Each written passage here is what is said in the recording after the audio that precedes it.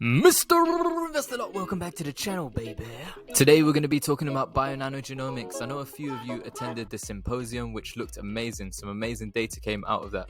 But what I want to concentrate on is this guy here, Eric Topol. We're going to be talking about what he's in charge of and what he's implemented into the National Health Service in the UK. Some of the statements he's made on Twitter, talking about the future, talking about genomic sequencing, as well as when I hit him up the other month via email asking him about whole genome sequencing and long-range technology and optical genome mapping. It seems like a rollout is going to happen in the future and whole genome sequencing is going to be utilized for newborn screening within the UK. We will also be talking about the pilot study that happened with a 100,000 genome project in the UK. The UK sales manager of bionano genomics, Joseph Butler, on Twitter.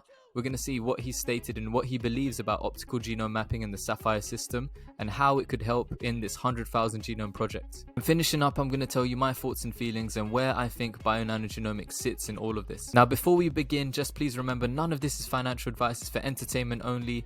I've been buying more bionano genomics shares. I've nearly got 2,000 shares right now, and I'll continue to buy and dollar cost average into bionano genomics. I do believe it's going to continue to drop because it seems like the market is looking at growth stocks and saying, hang on a minute, these are all overvalued because their current revenue is not matching up to the current valuation they have. But as we all know, with some growth stocks, you look at it and you look at the potential future earnings of these companies. I've seen a lot of people over the internet stating, look at the market cap of bionano genomics, look at the low revenue at the moment of bionano genomics, and they're working their calculations based off that. But the valuations of bionano genomics right now is looking into the future. So if people are selling based off they're not making enough revenue, if you take a look at the estimates over on Chartmill and see what they could potentially make in 4 years time, 3 years time now, this is the reason I'm investing in bionano genomics, is because I can see huge potential growth for the company within the future. I always say 5 to 8 years is my current investing time horizon. This is what I'm looking at with bionano genomics, and we'll start to see, because last year they were estimating $17.4 million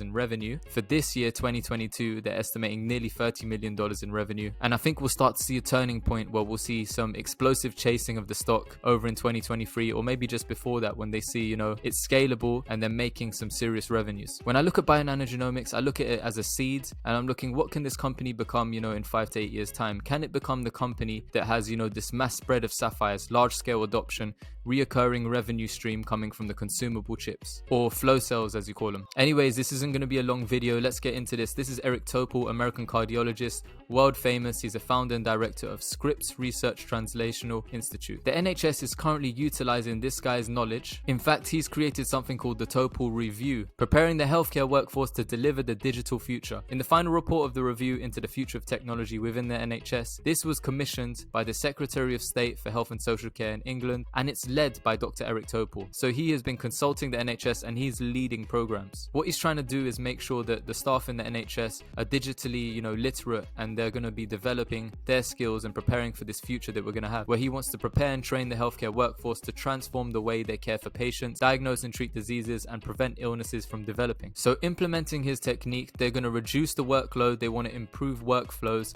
and they want to improve and personalize patient care. How are they going to do this? They're going to be utilizing and teaching staff how to make best use of technologies such as genomics, digital medicine, artificial intelligence, and robotics. So bringing genomics, digitalizing the NHS, what has this got to do with bionano genomics? Well, a couple of days ago, Eric Topol tweeted this. He said, "This is the future happening now. Sequencing the genome of critically ill patients at the point of care, with diagnosis made as rapidly as lower than 8 hours. So potentially you can save a lot of people's lives. If you're able to rapidly diagnose what the problem is and you can find treatments and cures, that's a lot of people you're saving. That's also a lot of time and money investigating illness that you're going to be saving. And that's how they're trying to implement genomics into the NHS. They want to cut the costs of sending people on all these different screenings and scannings, and they want to find out and get right to the point and figure out, what do these patients have? Why are they ill? What is their rare disease that they're currently, struggling with? And on this diagnostic odyssey, try and figure out, what do I have? And so he put this diagram up. It's called the ultra rapid genome sequencing pipeline, and within this pipeline, what was interesting for me was you have sequencing here, and when you get to this point here, there is small variant calling and there's also structural variant calling right here. And through the pipeline here, you can see that what you do is collect the sample, you prepare the sample, sequencing, and then you get to this part here where you have structural variant calling. Ultimately, you want to figure all of this out in order to obtain a diagnosis. When I emailed him a couple months back, I said, "Hi Eric, hope you're having a wonderful Wednesday. My name is Miguel, fascinated by genomics." And then I told him I was reading into the 2019 NHS long-term plan.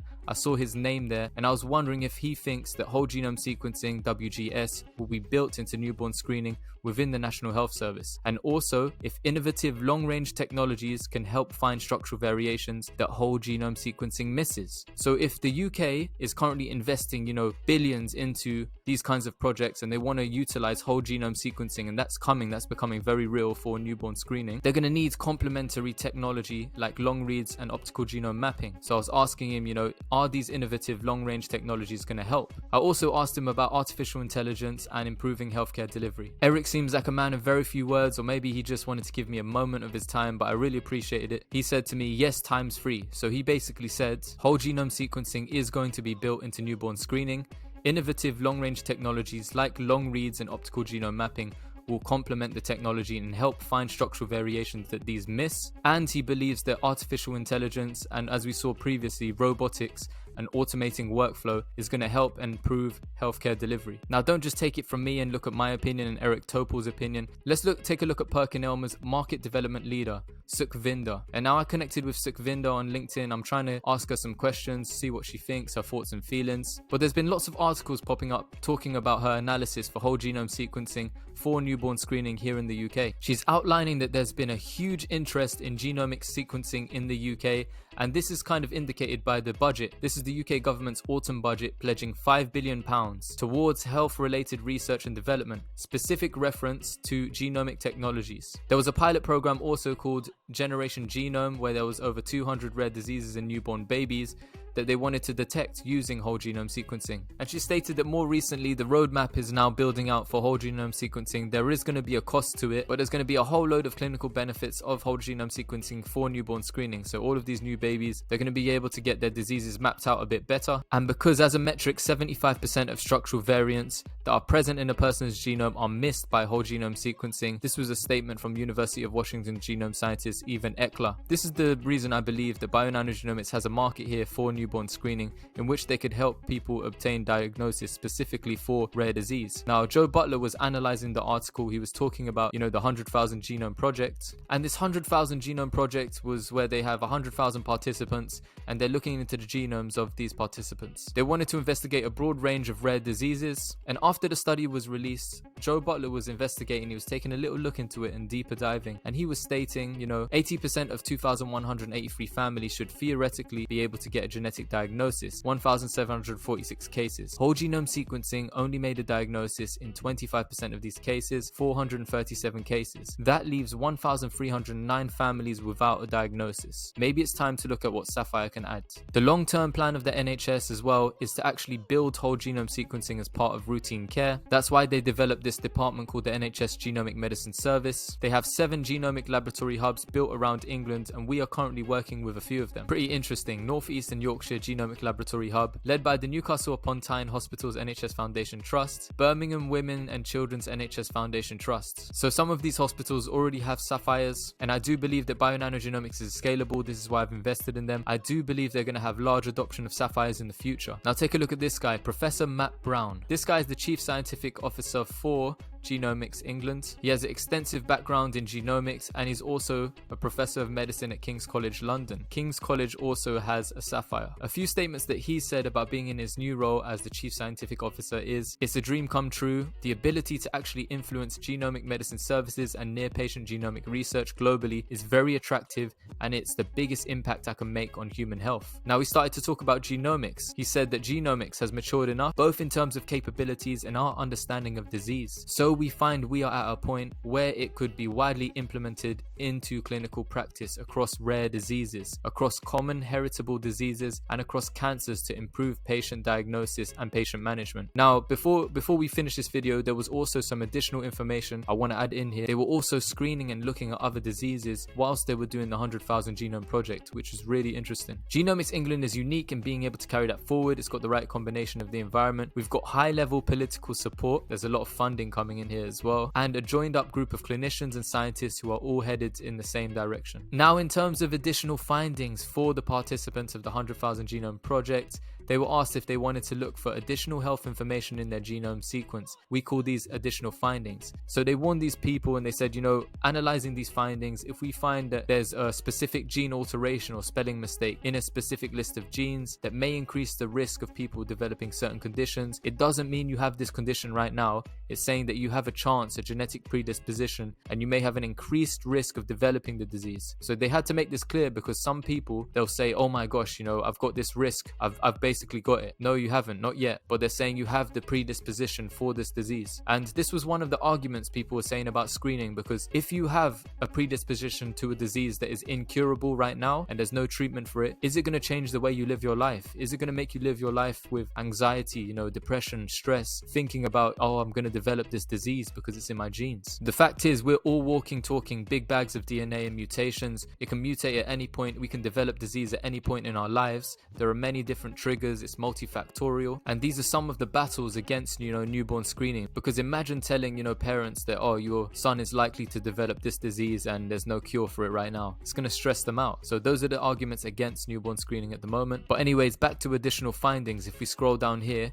take a look at some of these diseases that they were currently looking at. So for adults, they were looking at Lynch syndrome. They were looking at these particular genes. Changes in the genes increase the risk of developing cancers, most commonly bowel, womb, and ovarian. Approximately 1 in 200 people in the general population have one of these gene alterations. So can you imagine screening the whole population, how much money that's going to bring in, how much money it could potentially save, and how you can warn people and teach people and screen people, ultimately saving people's lives, because you can look at people's disease early as well and tell them you're at risk of this kind of disease. We're looking at bowel cancer predisposition, breast and ovarian cancer, so they were probably looking at BRCA and BRCA2. These two genes have shown to increase the risk of breast cancer. And when I messaged the founder of bionano Genomics, Han Kao, he said initially he wanted to look at BRCA, some of these genes, he wanted to take a look at them, and that's why he developed the Sapphire system. They were also looking at other rare cancer predispositions like VHL, von Hippel-Lindau disease. They were looking at familial hypercholesterolemia, which is a condition that affects cholesterol. It can cause high cholesterol. They were also looking at carrier statuses for some of the conditions like cystic fibrosis. So these were additional findings that they were looking at. They gained consent from participants. And if they're utilizing whole genome sequencing, and if you take a look at some of these contracts where,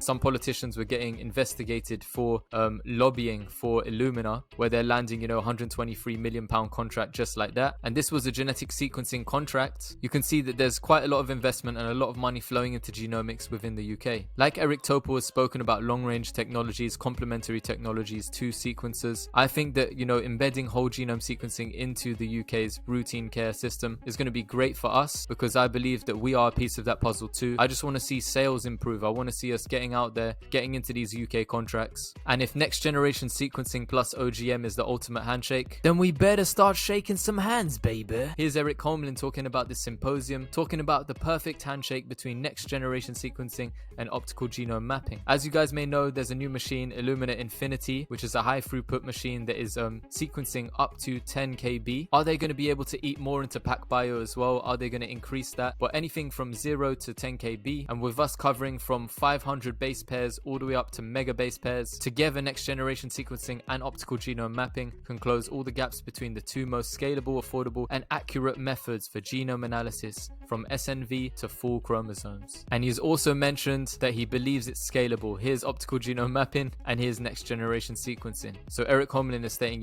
this is pretty scalable. We can be used on a one-to-one basis. Want to show you something else as well. Joe Butler liked my statement here. I was asking them, I wanted to know what our total addressable market is now that Illumina has brought out this new high throughput machine called the Illumina Infinity. So I shared this. It says Infinity also enables 10x greater throughput with 90% less DNA input than legacy long reads. We anticipate an early access launch for Infinity technology in the second half of the year. So this year they're going to be launching it. As we can see here, the read lengths are up to 10 kilobases. So I asked them, one-to-one basis Sapphires, right, with high throughput sequencers. Currently Illumina has 20,000 installed systems plus new Infinity. What's our potential total addressable market in terms of Sapphire installs now? 6 to 10k still? Next generation sequencing plus optical genome mapping is the most comprehensive analysis of genome. So what I'm looking at is, I'm taking a look at what they've stated. I've seen people talk about 6,000 Sapphires in the world. I've seen between 10,000 sapphires in the world. I've been hearing about this cluster of sapphires that are going to boom out and be really high throughput working together. But now that they're talking about this new system that they're bringing out, Illumina, you know, they already have 20,000 installed systems. When they bring this new Infinity into place and we can be used one-to-one basis with high throughput sequences, is this increasing our total addressable market now? Because there's going to be a lot of laboratories that need these high throughput machines, that need results fast. And you saw Eric Topol talking about this turnaround time,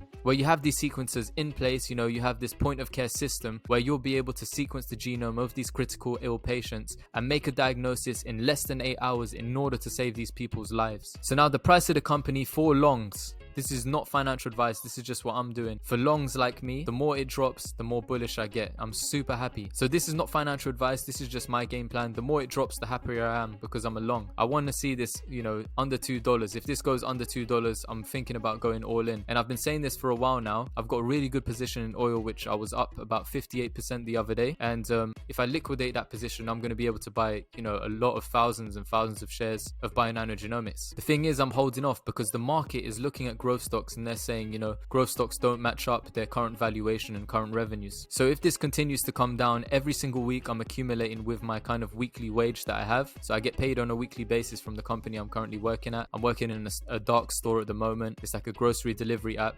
And I'm just using a piece of my paycheck every single week to kind of accumulate more shares. I've nearly got 2,000 shares now, but ideally I would like to have at least 10,000 shares of bionano genomics, because my analysis, what I believe in 5 to 8 years time is I'm going to have a nice return on that money. Now that's just my thoughts and feelings for entertainment only. It's not financial advice. It's just my plan and what I plan to do. But also I'd like to say thank you to Scoopity Scoop for finding this. It also looks like it's the plan of institutions. So you've seen institutions have millions of shares. You see this DIC 60 indicator here. This is the dark index, and what it indicates is, you know, whether or not institutions are buying in the dark pool, whether they're bullish or not. So it seems like institutions are bullish in the last few days since we've dropped into this, you know, $2.68 range, $2.50 range, and it seems like they've been buying up the shares because they've accumulated in that dark pool according to this DIC 60 indicator. But ultimately we're going to find out, you know, in a quarter's time, when institutions are forced, I think it's up to 45 days. Once they buy a stock, that's when they have to declare. And for some of these managers of these hedge funds, of these institutions, within 45 days, they need to file this 13F form, which discloses their position, whether they've been buying or selling shares.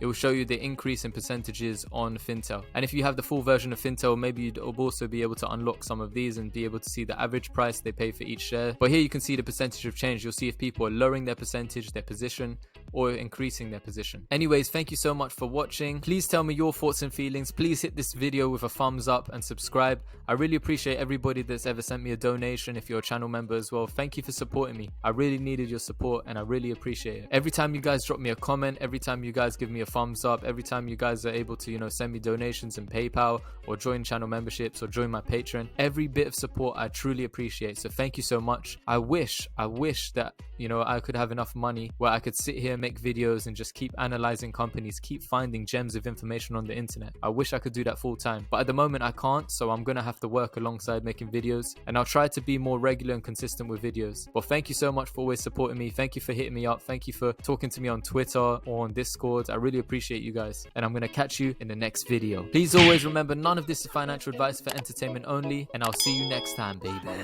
Mr. Investor Lot, over and out, baby.